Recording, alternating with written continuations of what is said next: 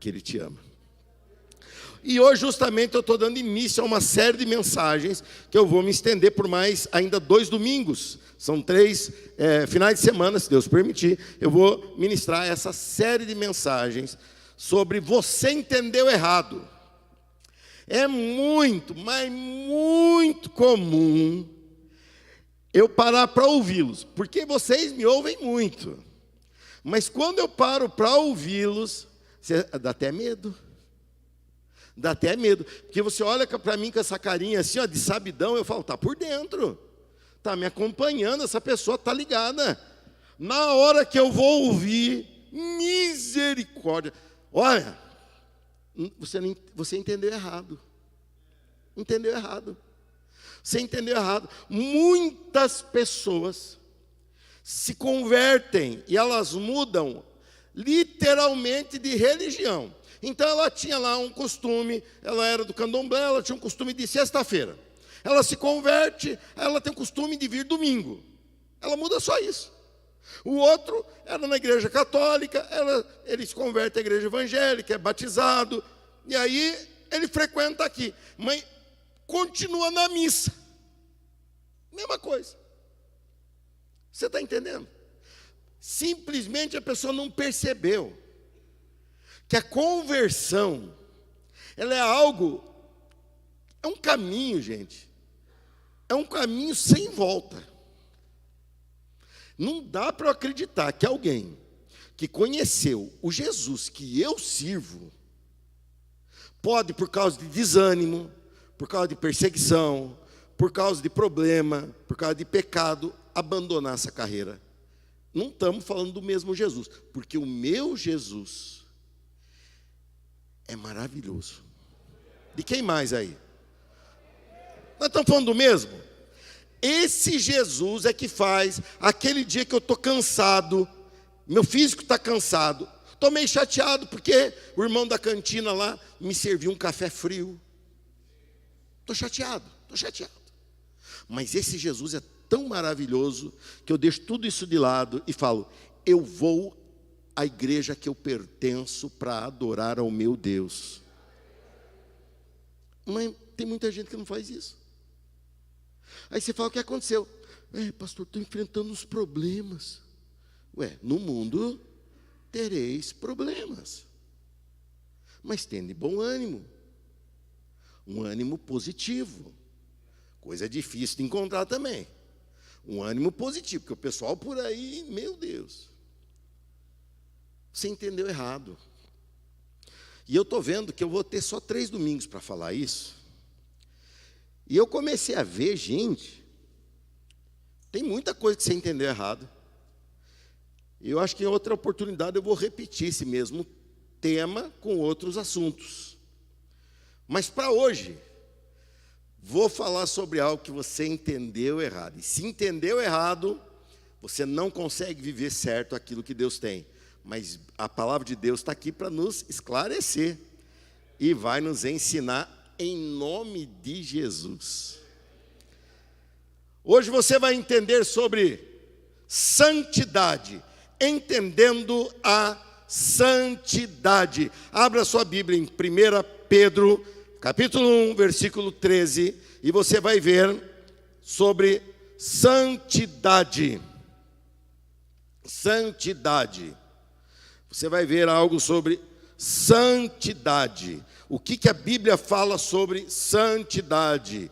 O que a palavra de Deus nos ensina sobre santidade? E você vai me acompanhar esses próximos minutos, aí até as 8 da noite a gente está junto aqui. Tire o maior proveito. Tente não se desconectar, tente não se distrair, principalmente tente não entender errado. Tente entender certo.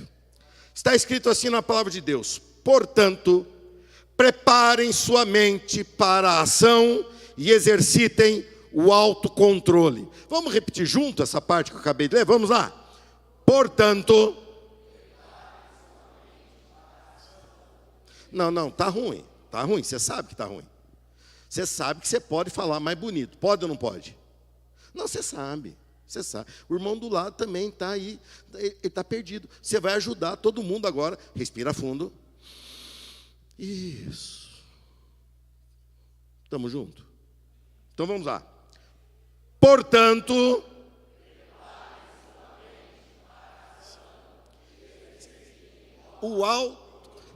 exercitem o alto. Ah, não, pastor, deixa eu controlar minha esposa. Pois é, ué. Não, deixa eu controlar meus filhos. Não. Exercite o autocontrole. Depositem toda a sua esperança na graça que receberão quando Jesus Cristo for revelado. Daqui a pouco eu vou voltar e eu vou pregar esse texto, manter a sua Bíblia aberta, e eu vou voltar e vou explicar algumas coisas, tá?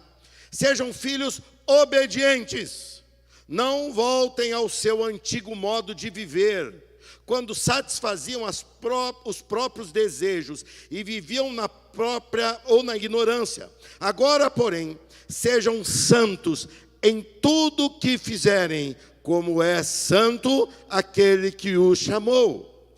Pois as Escrituras dizem: sejam santos, porque eu sou santo, diz o Senhor. Lembre-se de que o Pai Celestial, a quem vocês oram, não mostra favorecimento. Ele o julgará de acordo com suas ações. Por isso, vivam com temor durante seu tempo como residentes na terra. Pois vocês sabem que o resgate para salvá-los do estilo de vida vazio que herdaram de seus antepassados, não foi pago com simples ouro ou prata, que perdem seu valor, mas com o sangue precioso de Cristo. Jesus se entregou para você mudar esse estilo de vida vazio. Você está entendendo? E você fica se limitando a prata e ouro, nada a ver. O Cordeiro de Deus sem pecado, sem mancha. Ele foi escolhido antes da criação do mundo, mas agora, nesses últimos tempos, quando Pedro ainda estava escrevendo, foi revelado por causa de vocês.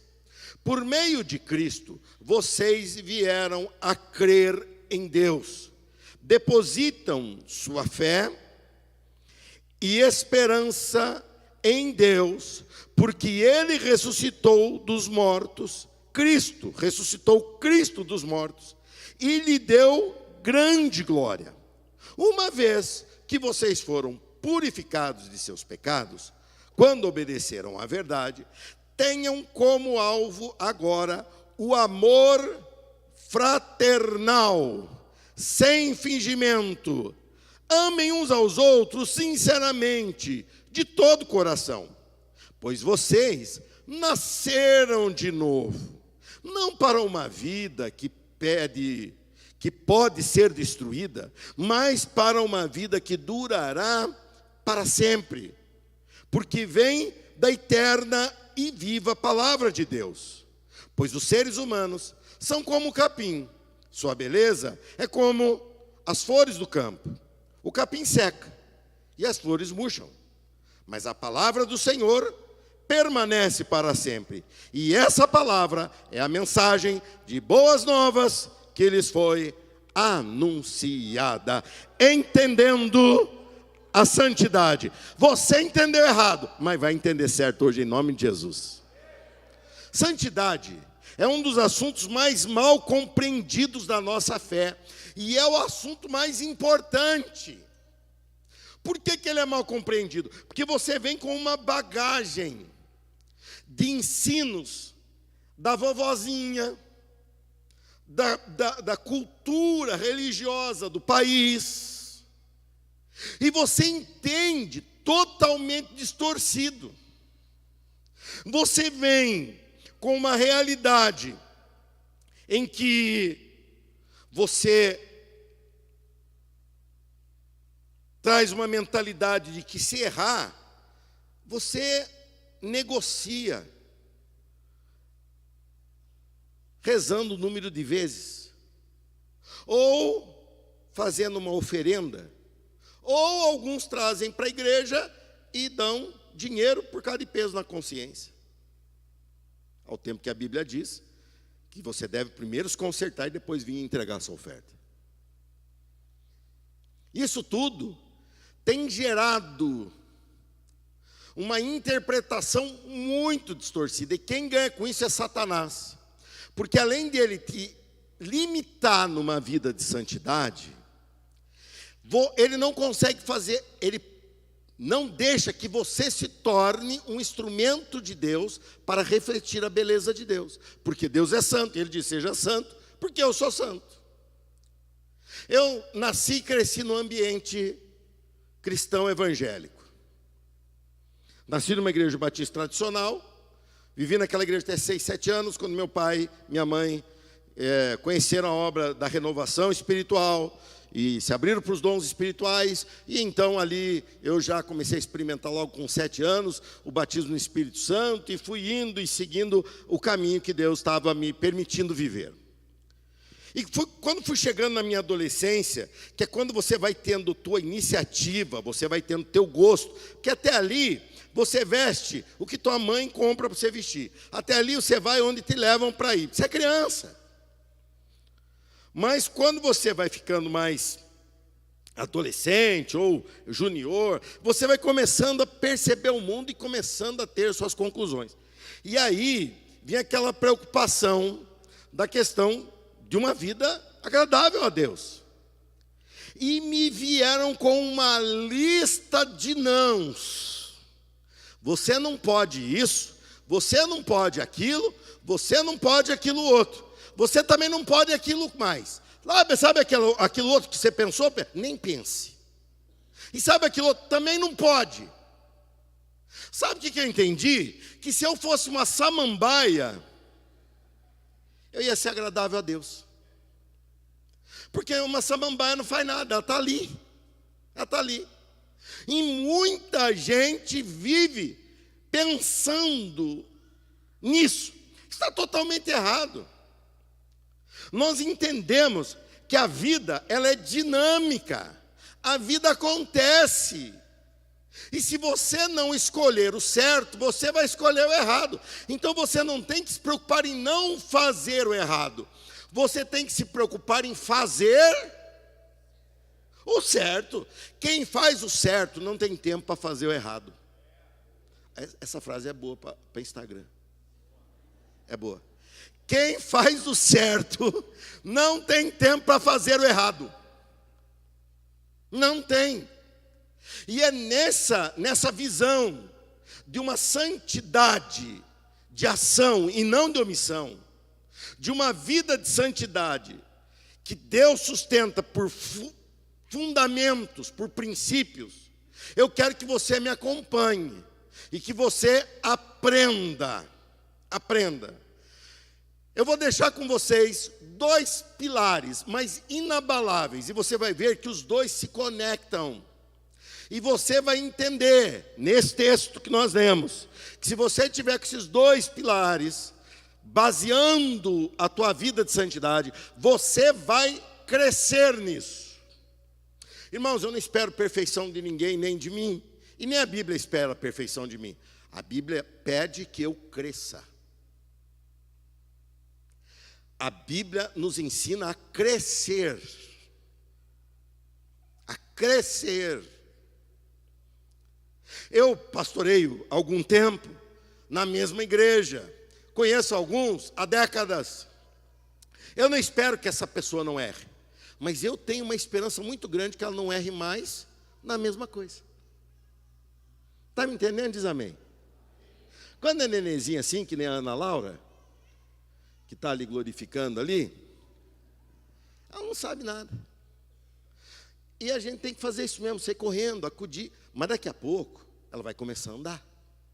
Dali a pouco, ela começa a interagir. Daqui a pouco, vem o cuidado da educação. Educar, ensinar, mostrar como é que faz. Assim é na vida espiritual. 2 pilares que vão te dar base para isso. Primeiro deles, vocês vão ver que eu evolui demais. Hoje de manhã eu fiz aqui, mas só que quando eu desenhei não ficou bom. Agora, olha só, eu desenhei e de repente... Você viu que eu desenhei? Viu? Viu nada, eu não desenhei, ué. Você está igual tem um rapaz, essa semana, além de eu ter viajado para o Mato Grosso, consegui fazer a reunião aqui, onde consegui conduzir a liderança do Conselho de Pastores da cidade, de uma forma linda, unânime, muito abençoada, no qual eu faço parte, mas não mais como presidente, vou apoiar e ajudar o próximo presidente, como secretário, estou nessa função, e ainda consegui pegar 2 dias de praia. Mas daí começou um vento lá, gente. Mas começou um vento e começou a derrubar a árvore. Eu falei, vou embora desse lugar aqui, ué. E vim embora.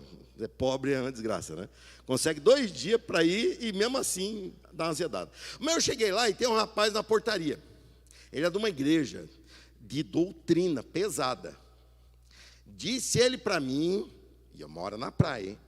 Disse ele para mim que nunca entrou no mar sem calça. Já entrou no mar, mas de calça. Falei, mas por quê? Não, para eu não mostrar minhas pernas. Eu falei, mas o que tem essas pernas? Eu fiquei curioso com as pernas do moço. Falei, mas deve ser uma perna muito diferente.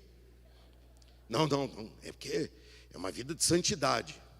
Aí ele estava me contando que agora cobram o imposto ecológico para você entrar em Ubatuba. Você sabia disso?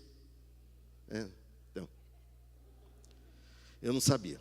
Ele estava devendo, de verão passado ainda. Fui lá pagar esse, ele falou, não, tem mais aqui, peraí. Eu falei, misericórdia.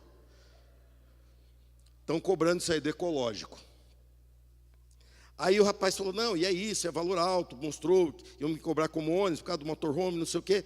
Eu falei, não, mas não pode ser isso, desse jeito eu não vejo mais não. Aí ele falou, não, mas é. Aí eu fui lá pegar informação, tem nos postos de gasolina, coisa assim. Eu fui lá com a minha esposa, com a Paula, cheguei lá, o moço falou, não, calma, vocês iam numa categoria especial, é caro mesmo assim, mas não é tão caro, me deu. E eu levei para esse rapaz. Levei, cheguei lá, ele não estava, eu falei, ó, deixa, peguei uns folhetos a mais, falei, deixa aí para orientar o pessoal que tem a mesma dificuldade que eu, eles vão estar orientados, mas deixa aí para esse irmão ver. Aí eu vim, olhei de longe, tem uma janela assim, eu vi ele com o folhetinho na mão lendo. Só que eu teimei com ele que não era aquilo que ele estava falando comigo, e eu estava certo. Pro azar dele. Falei, não, mas não pode, não é a mesma categoria. Ele falou, é. Aí eu dei o folhetinho para ele lá, olhei de longe ele vendo o folhetinho. Falei, está se informando, beleza. Dali a pouco, cheguei nele e falei, daí Thales, beleza? Beleza. E aí, você viu?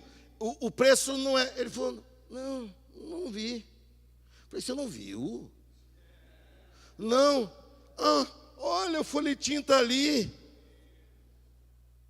Eu olhei, para entrar no mar você não entra sem calça, mas para mentir, a Bíblia não diz nada que o pai das pernas brancas é o diabo, mas a Bíblia diz que o pai da mentira é o diabo.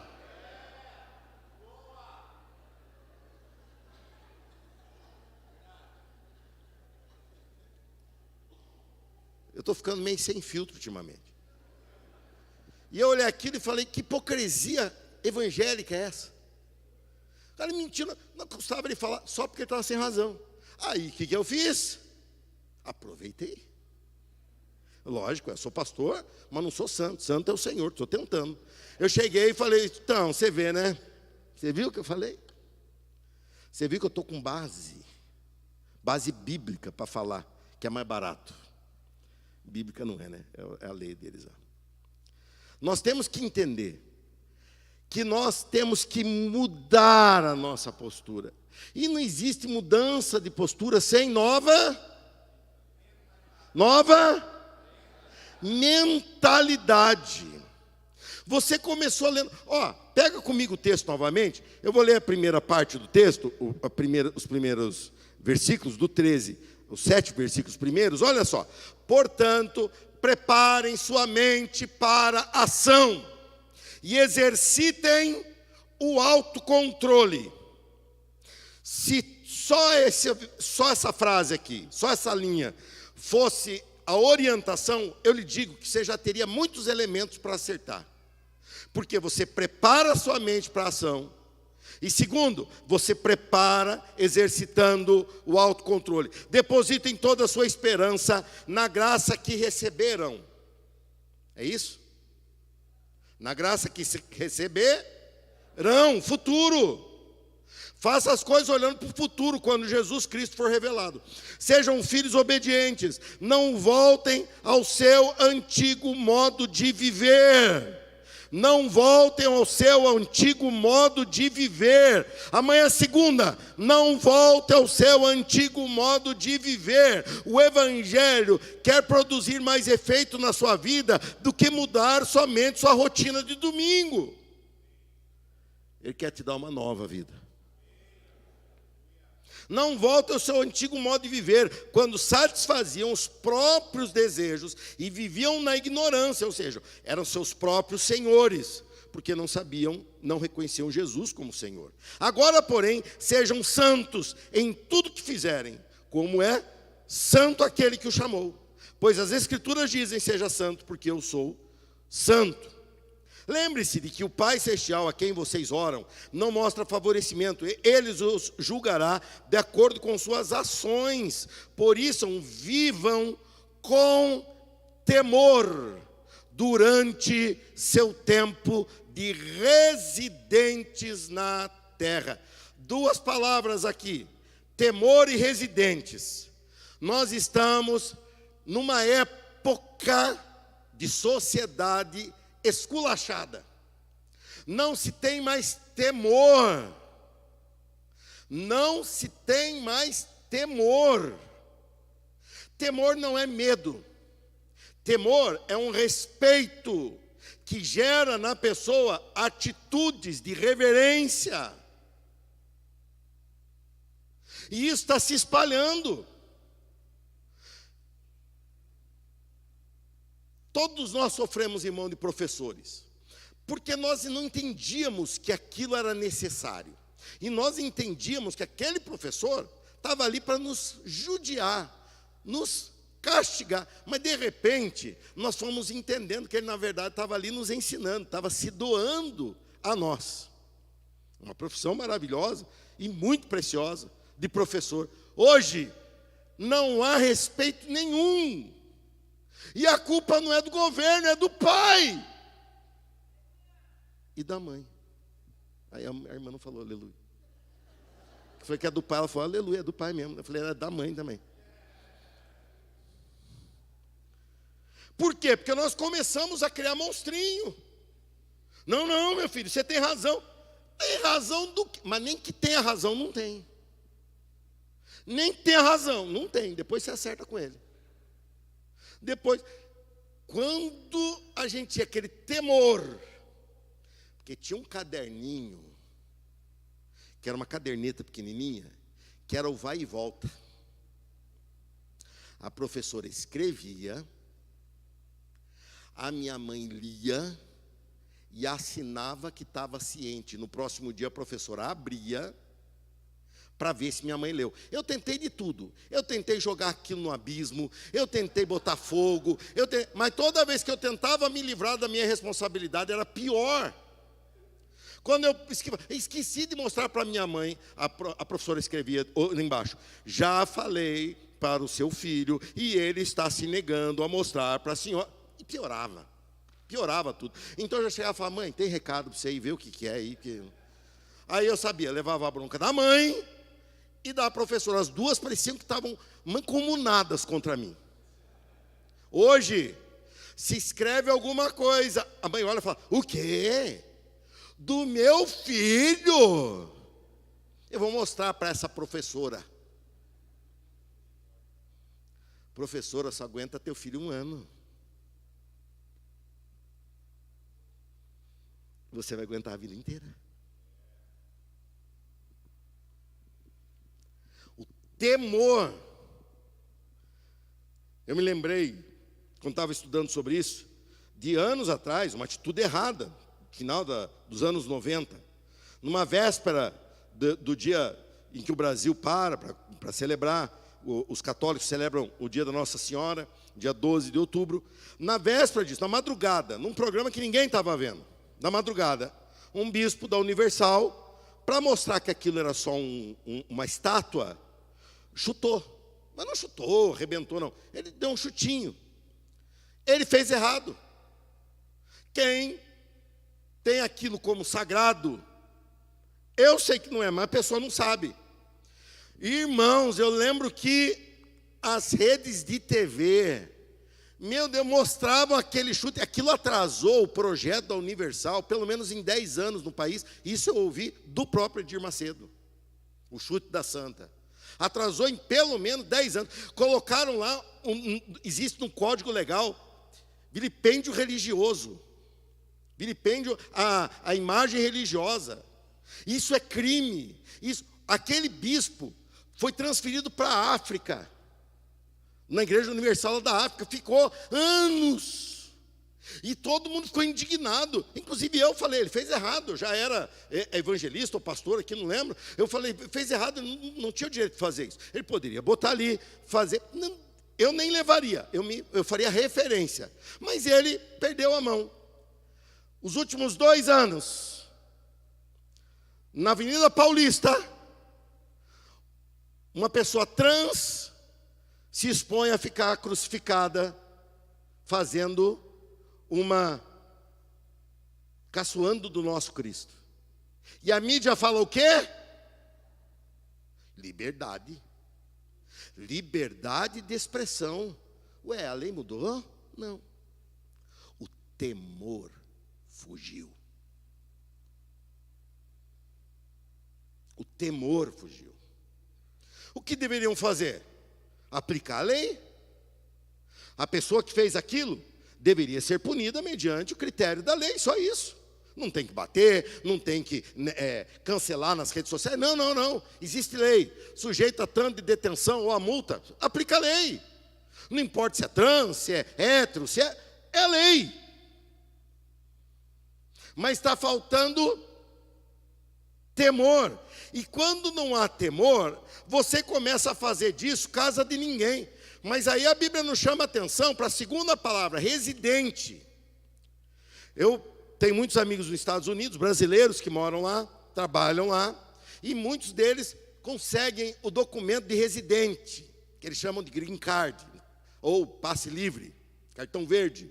Eles podem entrar e sair do país. Não são cidadãos, eles são cidadãos do Brasil. Eles não têm passaporte americano, eles não têm direito de cidadania, mas ele é residente. Quando chega lá na alfândega, eu chego e ele fala, você é brasileiro e é turista, está entrando aqui para turistar ou visitar alguém. É verdade, é meu status. Ele chega e fala, bem-vindo, você é residente, você mora na rua tal, e você pode passar o tempo que for. Eu não, eu tenho que ficar, recebe o carimbo lá, em 6 meses eu tenho que me retirar do país, porque eu não resido ali, eu resido no Brasil. A Bíblia diz que nós somos residentes nesse mundo. A nossa cidadania não é mais daqui. Nós somos cidadãos do céu. Mas residimos aqui. Por isso que o mundo tem que ver que a gente fala português, mas fala com sotaque celestial. Boa. O mundo tem que entender que nós nos portamos como brasileiros, mas temos princípios do céu. Sabe por quê? Porque eu estou aqui no Brasil, mas eu só estou residindo aqui. Minha cidadania é da onde meu pai é o rei, o dono, o Senhor Deus Todo-Poderoso. E o sangue que corre nas minhas veias, fisicamente, é do meu pai e da minha mãe. Mas espiritualmente é o sangue do Filho unigênito do Deus Todo-Poderoso. Eu nem sei mais onde eu estava lendo, mas é tão lindo isso aqui, né? Sejam santos, o temor. 18, pois vocês sabem que o resgate para salvá-los do estilo de vida vazio. Repete, estilo de vida vazio. Que herdaram dos seus antepassados. Lembrou? Não foi pago com simples ouro ou prata, que perdem seu valor, mas com o sangue precioso de Cristo, o Cordeiro de Deus, sem pecado, sem mancha. Ele foi escolhido antes da criação do mundo, mas agora, nesses últimos tempos, foi revelado por causa de vocês. Uma nova mentalidade. Prepare sua mente. Você começou a leitura comigo, e você mantém a sua Bíblia aberta se você puder. Você começa, preparem a sua mente para a ação. Por que ele fala prepare sua mente e não seu bolso? Por que ele fala prepare sua mente e não suas mãos? Por que ele fala prepare sua mente e não sua voz? Porque todas as nossas ações primeiro acontecem na nossa mente. Eu penso em fazer e faço. Eu penso em falar e falo. Ele está falando que você tem que mudar essa matriz, porque senão você vai falar o que você não queria falar, você vai fazer o que você não deveria fazer, porque você não está alterando aqui. Você tem que alterar a tua mentalidade. Alterando tua mentalidade, você vai consequentemente alterar tua ação. Sempre agimos na mente primeiro, a não ser quando reagimos. Quando reagimos, nós não pensamos, nós fazemos o que estamos habituados a fazer. Então você tem duas frentes de trabalho. Primeiro, comece a mudar a tua mente para aquilo que Cristo tem colocado no teu coração. E segundo, comece a praticar logo isso, para você mudar teus hábitos. Porque na hora que você for reagir, você vai reagir como você está habituado. E teu hábito, você já sabe como é que era. Você já sabe como é que era. Então nós temos que mudar nossa mentalidade para mudar a ação e praticar isso, exercitar o autocontrole, para que nós possamos implementar um novo hábito. Agimos o que pensamos e reagimos o que somos habituados. Nisso tudo entra o autocontrole. Você se autocontrolar. A gente não gosta disso. A gente gosta de controlar todo mundo, mas a gente não gosta de se autocontrolar. A gente gosta de avaliar a roupa dos outros, mas não fica se olhando direito a roupa que usa. A gente vai almoçar, fica olhando para o prato dos outros. Quem é que tem sogra? Dá glória a Deus. Deus te abençoe. Eu também tenho. E ela gosta de sentar bem na minha frente na hora de almoçar. E ela come olhando, eu não sei que habilidade que ela tem. Ela fala isso, todo mundo já conhece minha sogra já. E sogra para essas coisas. Ela fica olhando. E eu fico comendo assim, ó. Eu olho, ela está olhando. Eu olho, eu falo, misericórdia. E ela olha e fala assim, você não está gostando do vegetal? Eu falo, eu estou, mas é que eu vou comer daqui a pouco. É porque você não comeu ainda. Aí eu pego tudo que tenho na mesa, garrafa, coisa de azeite, e faço uma cerquinha no meu prato assim.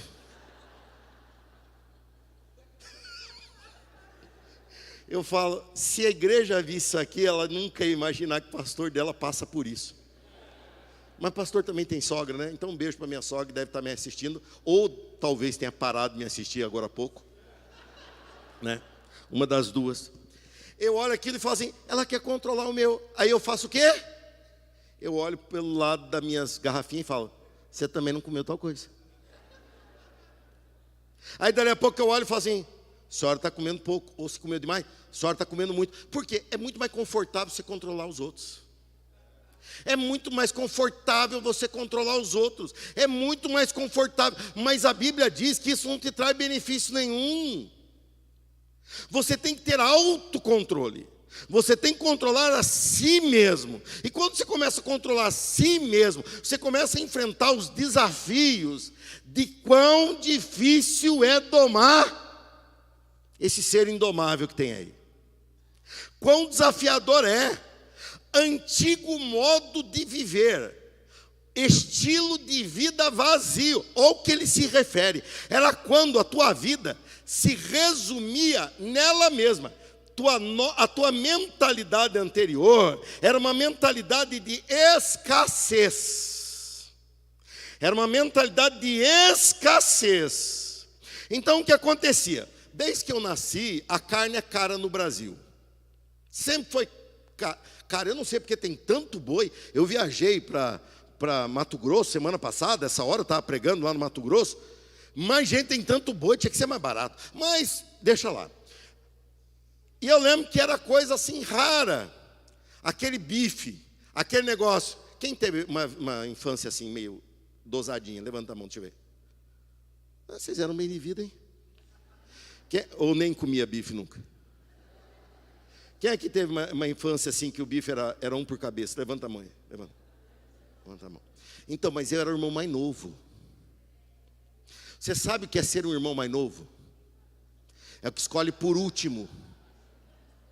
Geralmente é aquele bife nervoso. Aí eu lembro que eu ficava assim. Eu ficava tentando adular minha mãe. Falava, mãe, você vê como é que tá? Nossa, mãe, faz um bife tão gostoso. Você vê a Juliana, minha irmã que está aqui. Ela sempre foi comilona. Então eu pensava assim, não vai sobrar para mim. Então chegava ali aquela mente, eu pensava assim, dá para mim primeiro, e minha irmã que passe fome. Ela pensava isso de mim, eu pensava isso dela. Que mentalidade medíocre que era isso. Uma mentalidade vazia, um estilo de vida vazio. Você foi meu irmão mais novo também, sofreu na mão da Fer? Sofreu ou não sofreu? Muito, muito. Por quê? Porque a gente era mais novinho. E diferença também de idade grande. A minha irmã é bem mais velha que eu. Né? A tua também é bem mais velha. Né? Aí a gente judiava mais ainda. E outra, irmão, começava já aquela regra da comunidade. Que olhava e falava assim, se me dedurar, eu te bato. O pessoal fala que a violência está na favela. Era dentro de casa. Era dentro de casa isso. Mas eu vou parar de queimar minha irmã, tadinha. Hoje eu estou disposto a queimar todo mundo. Sogra já foi. Irmã já foi. Então eu estou queimando a galera. Estilo de vida vazio. É um estilo de vida que você vive por você mesmo. Você entendeu errado o que é vida. A vida diz que é melhor servir do que ser servido. A Bíblia diz que é melhor dar do que receber. Mas tudo isso você conhece na nova mentalidade. Você vai descobrir isso quando você vai ter um amor verdadeiro. Quando você vai ter um amor, principalmente de um filho. Que daí você vai se doar para sempre pelo seu filho, pela sua filha. Vai se doar para sempre. E quando tiver netos, vai se doar também. Minha avó passava dinheiro escondido para mim. A minha avó Ana, uma santa mulher de Deus, eu nunca conheci ninguém mais santo que minha avó. Mas ela ia uma vez por semana na minha casa, levava umas balinhas de caramelo, quadradinha assim. Dentro daquela bolsinha de balinha de caramelo tinha dinheiro. E eu olhava os netos dela, tudo pegando balinha. E ela olhava para mim, e eu olhava para ela, a gente já sabia. Já sabia que o esquema era bênção. Era o neto mais novo dela. Aí quando chegava, ela falava assim, você quer a balinha? Parecia coisa de traficante. Eu falava, eu quero. Ela dava a balinha e o dinheiro. Por quê? Porque me amava. Eu prometo, irmã, só porque eu viajei, eu estou mais cômico assim. Mas depois eu vou instalar o chicote do mesmo jeito. Ela me amava. Ela fazia isso porque ela me amava. E eu entendia que eu era o centro do amor do mundo. Não. Ela estava tentando me ensinar que eu deveria fazer isso também. Ela estava me ensinando que um estilo de vida em que a minha vida se resume na própria vida promove um ser egoísta, promove um ser que negocia princípios facilmente, porque o que vale é você levar vantagem. Você facilmente trapaceia. Por quê? Porque você está focado apenas no teu aqui e agora. Veja como tem crescido o número de usuários de droga. Não existe um ser mais egoísta do que um usuário de droga. Se você está aqui, saiba, estou falando de você. Não existe um ser mais egoísta. Para ele ter aquela sensação, ele mata do coração pai, mãe, esposa, filho, todo mundo que ama. E ele não abre mão para ter aqueles segundos de um prazer cerebral, que não tem explicação nenhuma. É química cerebral. É uma explosão de química cerebral, mas que dura segundos e depois uma depressão horrível, além da escravidão do diabo, porque a pessoa está cercada no aqui e agora, mas ela está vendo, tudo diz, você tem que ter prazer, você tem que se dar bem, você tem que ser feliz. Irmão, outro dia eu vi isso de um crente, e olha que eu respirei fundo várias vezes para não falar nada, porque se eu falasse eu ia pegar pesado demais. Aquela pessoa estava justificando uma atitude errada, pecaminosa e que atrasaria a vida dela demais. E essa pessoa olhou para mim e falou assim: mas eu preciso ser feliz. Rasgou a Bíblia e jogou fora. A Bíblia diz que eu preciso ser agradável a Deus. Ele cuida da minha felicidade. Inverteu. E quando inverte, o que sobra é essa angústia de uma vida, um estilo de vida vazio, um estilo de vida que não leva a lugar nenhum. A nova mentalidade é construída da frente para trás, do futuro para o presente. Você chegou até aqui justificando a tua mentalidade na educação que você teve, na cultura que você absorveu, na vida que você viveu, no tanto de vezes que você apanhou, que a vida te judiou. Você vive justificando a tua mentalidade. A Bíblia te ensina nesse texto que a tua esperança para mudar a mentalidade não está no que você passou, está no que te espera. Ele diz: mude as tuas decisões, sabendo que você foi comprado pelo sangue do Senhor Jesus, e que você vai viver isso lá no céu. Você está vivendo um estilo de vida que nunca mais acaba. Você está vivendo uma vida que te projeta para se encontrar com o teu Senhor. Ou seja, é do futuro para o presente. Você não se justifica, então não adianta você falar: eu faço isso porque isso eu aprendi com os meus pais. Você tem um novo ensinamento sendo colocado na tua vida, e esse ensinamento vale mais do que a educação que você aprendeu dos teus pais. Isso aqui é a palavra de Deus e não dos teus pais. Isso aqui é a palavra de Deus e não do MEC, do ensino, Ministério de Ensino e Cultura. Isso aqui é a palavra de Deus e não de uma ciência que vive engasgando e se reinventando. Isso aqui é imutável, palavra de Deus, que tudo passa, mas a palavra de Deus não passará. Viva a tua vida pautada pela palavra de Deus, e certamente você colherá resultados de bênção, felicidade e prosperidade da mão de Deus. Cumpra a palavra de Deus.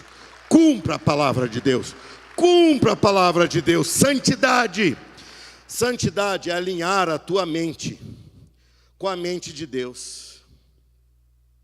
Eu vou usar essa expressão alinhar no próximo também, porque santidade é alinhar. Eu lembro-me que certa feita eu fui num lugar que tinha aquelas bicas de água. Antigamente era confiável isso, em beira de estrada, lembra aquelas bicas d'água que tinha, que a gente ia e pegava água para viajar, ou se era próximo de praia, a gente levava galão para economizar, ia lá, pegava. Lembram? Quem fez isso também? Não, só para me localizar, porque eu estou me sentindo um pobre aqui no meio de vocês. Quem mais? Tá bom. E eu lembro que chegamos lá, estava já uma meia dúzia já de velho, porque velho ama estar antes nessas coisas. Já estava lá reclamando: secou, acabou, secou, acabou. Estava eu e meu primo, Lauro, legendário. E nós já tínhamos um espírito legendário naquela época. Nós olhamos o barranco, olhamos a montanha e falamos: vamos descobrir o que aconteceu? Vamos. E saímos, procurando. Olha, a bica estava seca. Ela vinha por bambu grosso assim, cortado no meio, e estava totalmente seca. Diz os velhinhos que vão lá sempre, que estavam uns 2 dias, já 3 dias seco. Nós falamos, não é possível. Nós viemos aqui outro dia, tinha muita água. Fomos indo, subindo, acompanhando. De repente, escutamos já um barulhinho. Fomos chegando perto. O que aconteceu? Algum bicho, um bicho selvagem lá, um bicho do mato, passou correndo e desengatou, desalinhou aquela canaleta. E a água estava lá, estava jorrando, mas ela não chegava aqui, porque não estava alinhado. Uma vida de santidade é uma vida de alinhamento com Deus. As coisas de Deus vão começar a fluir na tua vida.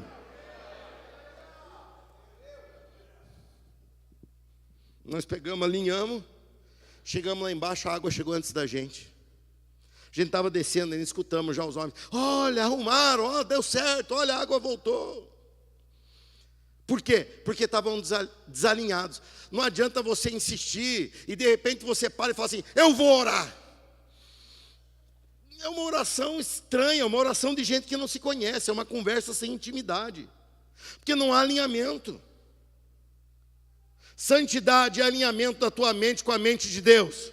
Vai dar certo, porque Deus assim pensa e eu penso com Ele. Vai acontecer, porque Deus assim pensa e eu penso com Ele. Vai chegar, porque assim Cristo me ensinou e eu aprendi com Ele. Eu vou realizar, porque eu estou pautado na palavra de Deus. E olha a água fluindo e chegando na tua vida. E olha a resposta de Deus que está presa lá por falta de alinhamento da tua vida. De repente chega e começa a te abastecer. E a último fundamento, último pilar que sustenta a tua vida de santidade, é você ter novos valores. Você precisa alterar teus valores, porque são os nossos valores que moldam a nossa mentalidade. São os nossos valores que moldam a nossa mentalidade. Olha só, vamos lá no versículo 21 a 25, olha só o que está escrito. Por meio de Cristo, vocês vieram a crer em Deus, depositam sua fé e esperança em Deus, porque Ele ressuscitou Cristo dos mortos e lhe deu grande glória. Uma vez que vocês foram purificados dos seus pecados, quando obedeceram à verdade, tenham como alvo agora o amor fraternal, sem fingimento. Amem uns aos outros sinceramente de todo o coração, pois vocês nasceram de novo, não para uma vida que pode ser destruída, isso aqui é importante, mas para uma vida que durará para sempre, porque vem da eterna e viva palavra de Deus. Eu já nasci para uma vida que dura para a eternidade. Quem mais? Pois os seres humanos são como capim, sua beleza é como flores do campo. O capim seca e as flores murcham. Ele fala, os seres humanos. Você está perto de alguém aí? Olha para a cara dele e vê se não tem cara de capim. Não, pode ser mais bonito. Flor do campo, não importa. Seca e murcha, passa. Passa, inevitavelmente passa. Olha o que está escrito aqui, ó. Se o teu valor é isso, se o teu valor é eternamente jovem, vai passar. Se o teu valor é eternamente forte, vigoroso, vai passar. Porque isso é o ser humano, ó. 24, pois os seres humanos são como o capim. Sua beleza é como as flores do campo. O capim seca e as flores murcham. Mas, diga mas. Sempre tem um mas. Preste atenção no mais de Deus. Mas a palavra do Senhor permanece para sempre. E essa palavra é a mensagem das boas novas que lhes foi anunciada.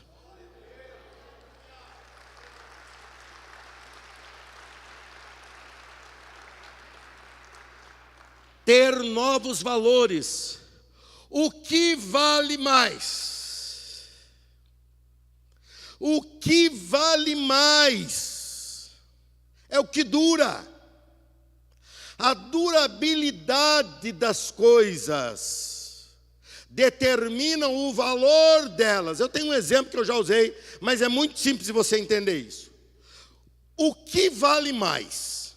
R$100 de banana ou R$100 de ouro? Tempo.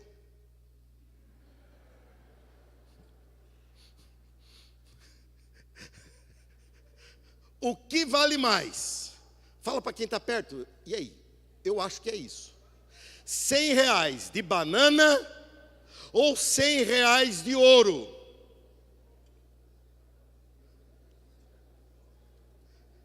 Todo mundo gosta de banana, olha só. Ó, volta para mim. Sabe quando que essa resposta tem que ser dada? Daqui uma semana. Agora você fala, pastor, os dois valem R$100. Mas calma.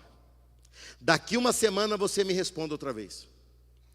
E você vai dizer, pastor, os R$100 de ouro valia mais. Por quê? Por causa da durabilidade. Ninguém faz investimento em banana, porque sabe que ela acaba, ela passa rápido do ponto. Agora, em ouro, você fala, vale hoje, valia nas épocas primitivas, vale hoje e vai continuar valendo, porque é duradouro e escasso. Vale.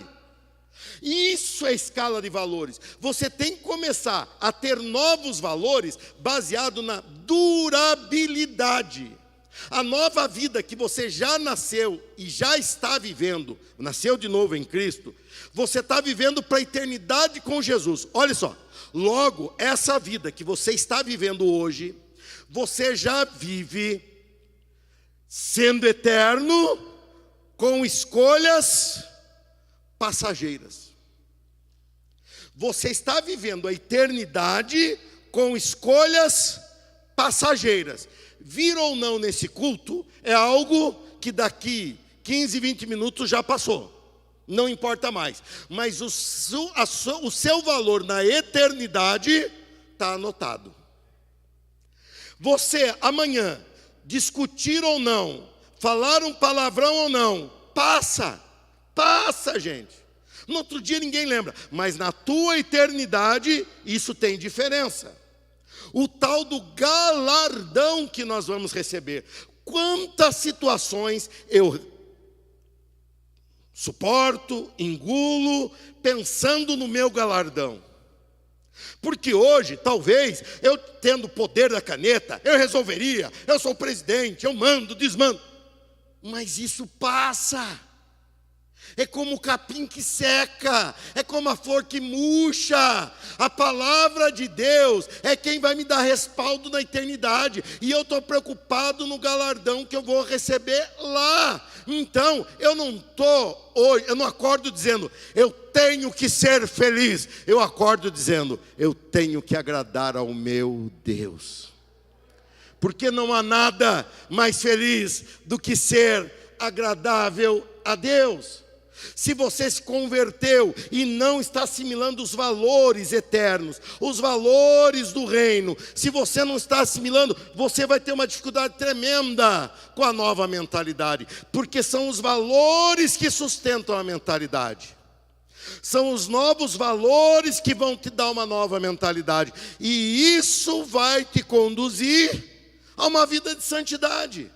Por quê? Você ter valores sendo absorvidos, valores que duram para a eternidade, você está vivendo uma vida de santidade alinhada com os valores de Deus.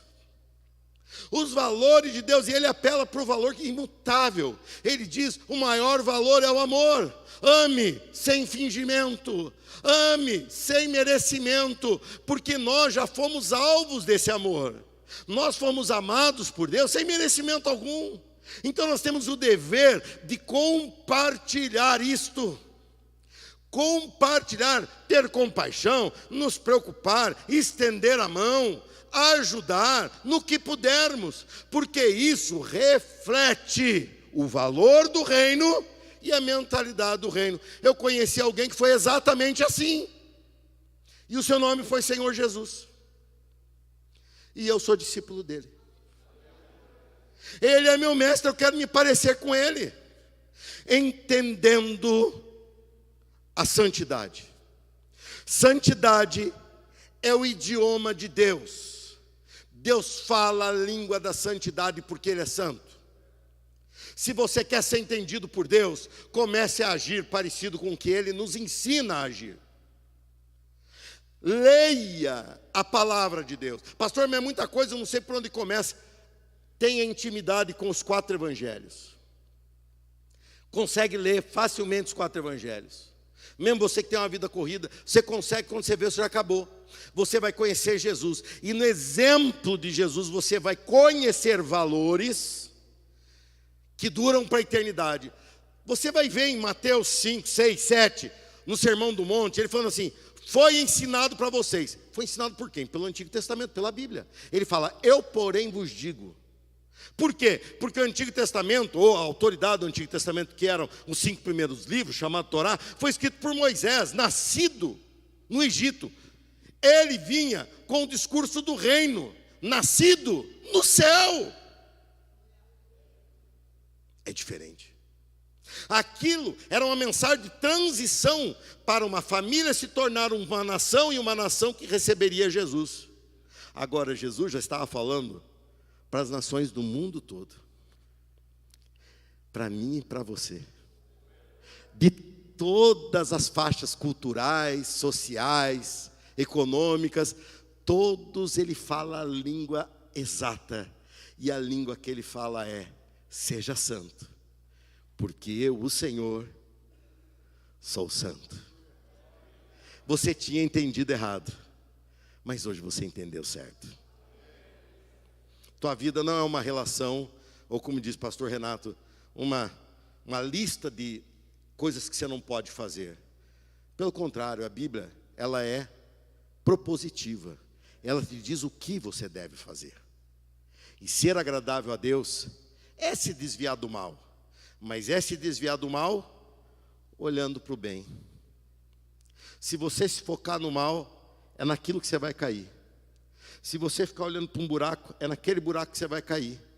Se você olhar para a saída, é lá que você vai passar. Quem é motoqueiro aqui sabe. Quando você vê um buraco, um objeto na pista, você tira a atenção dele e vê a alternativa por onde você vai. Porque automaticamente você conduz o pneu da moto a passar exatamente onde o teu olhar está. Experimenta isso, se você já andou caindo, experimenta que você vai ver que dá certo. Assim é a nossa vida com Deus. Pare de olhar para o que as pessoas te criticam. Pare de olhar para o que as pessoas te avaliam. E comece a se preocupar.